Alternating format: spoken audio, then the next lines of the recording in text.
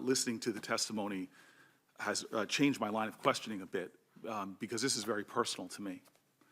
I sit here right now because when good white people in this country heard bigotry or hatred, they stood up. Moving into my home community, we were denied housing because of the color of our skin. And there was white Americans from Bergen County who banded together to fight against racism, to fight against hate speech, to fight against people who had broad brush generalities about people based upon their ethnicity, based upon their origin, based upon their religion. What went on in the White House, what went on in the Oval Office, is profoundly disturbing to me. And I'll tell you this, I heard about it when I was in Puerto Rico, when it happened.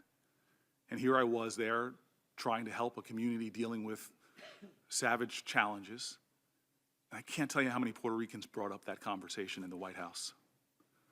I returned to Atlanta to go to the King Center Awards, and from the greatest luminaries from the Civil Rights Movement down to average Americans, this was on their mind. I returned to Newark, New Jersey, and I talked to African Americans from Africa. I talked to Central American Americans. I talked to regular Newarkers, and this was top on their mind. Yesterday, I talked to the ambassador from Haiti, and to see all that they're doing as a result of this conversation. Now, I've been in the Oval Office many times, and when the commander-in-chief speaks, I listened. I don't have amnesia on conversations I had in the Oval Office going back months and months and months. And I've had individual meetings with the president, and I've had group conversations where there was, as you said, crosstalk. And why is this so important? Why is this so disturbing for me? Why am I, frankly, seething with anger? We have this incredible nation where we have been taught that it does not matter where you're from, it doesn't matter your color, your race, or religion, it's about the content of your character. It's about your values and your ideals.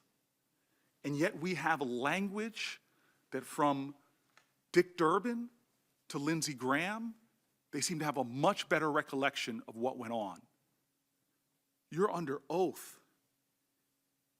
You and others in that room that suddenly cannot remember. It was Martin Luther King that said, there's nothing in this world more dangerous than sincere ignorance and conscientious stupidity. And so here we are in the United States of America.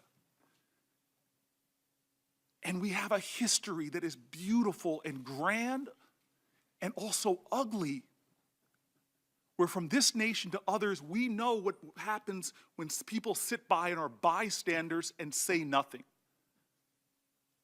When Oval Office rhetoric sounds like social engineering, we know from human history the dangers of that. Our greatest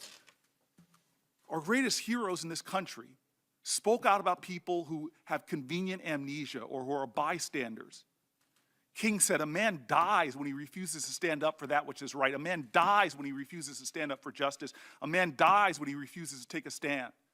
Elie Wiesel says, we must take side. Neutrality helps the oppressor, never the victim. Silence encourages a tormentor, never the tormented. Gandhi said, silence becomes cowardice. Cowardice when the occasion demands speaking out like Lindsey Graham did and acting accordingly. This idea that the commander-in-chief of this country could, with broad brushes, talk about certain nations and thus cast a shadow over the millions of Americans who are from those communities. And that you could even say in your testimony the Norwegians were preferenced by him because they're so hardworking. I didn't. Excuse me, let me finish. Happy to.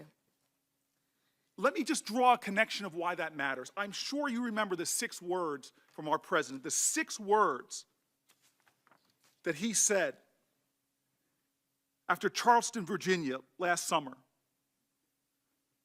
People marching with tiki torches and hate, when he said there are very fine people on both sides. Very fine people on both sides. When the commander-in-chief speaks or refuses to speak, those words just don't dissipate like mist in the air. They fester. They become poison. They give license to bigotry and hate in our country. I know you're aware of a 2017 GAO report that found, and I quote, out of the 85 violent extremist incidences that resulted in death since September 12, 2001, far right-wing violent extremist groups were responsible for 73%. When I go through the Black Belt in the South, when I'm in Atlanta, black churches in Newark, they're concerned about jihadist Islamic terrorism. We watched the Twin Towers from Newark go down. But since 9/11, 85 violent incidents, 73% were with people that hold bigoted, hateful ideas about minorities.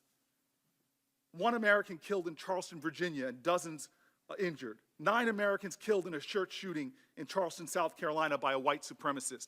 An American killed and another wounded in Kansas after a white supremacist targeted them for their ethnicity, saying, "Get out of my country." 6 Americans killed and 4 others wounded in Wisconsin, where white supremacists targeted individuals for their religion. The commander-in-chief, in an Oval Office meeting, referring to people from African countries and Haitians with the most vile and vulgar language. The language festers. When ignorance and bigotry is allied with power, it is a dangerous force in our country. Your silence and your amnesia is complicity. Right now in our nation, we have a problem. I don't know if 73% of your time is spent on white supremacist hate groups.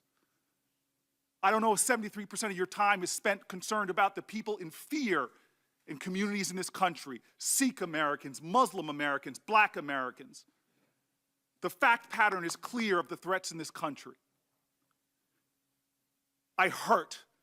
When Dick Durbin called me, I had tears of rage when I heard about his experience in that meeting. And for you not to feel that hurt and that pain and to dismiss some of the questions of my colleagues, saying I've already answered that line of questions when tens of millions of Americans are hurting right now because of what they're worried about what happened in the White House.